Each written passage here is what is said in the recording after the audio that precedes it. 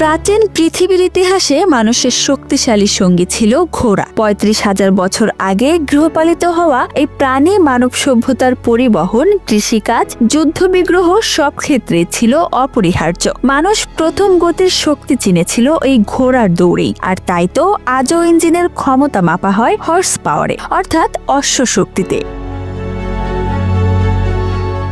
তবে ইতিহাসের এই বিস্ময়কর বাহন বাংলাদেশে ধীরে ধীরে হারিয়ে যাচ্ছে।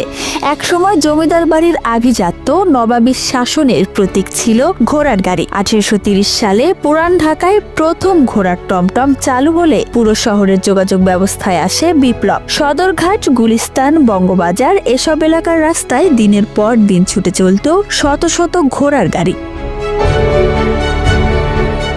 নওয়াব সলিমুল্লাহদের আস্তাবলে ছিল ৬০টিরও বেশি ঘোড়া। ১৪টি হাতির পাশে রাখা হতো রাজকীয় ঘোড়ার গাড়ি। কিন্তু সময় বদলেছে, যান্ত্রিক বাহনের দাপটে হারিয়ে গেছে টমটমের খটখট সুর। আজ ঘোড়ার গাড়ি যেন দাঁড়িয়ে আছে অস্তিত্বের শেষ প্রান্তে।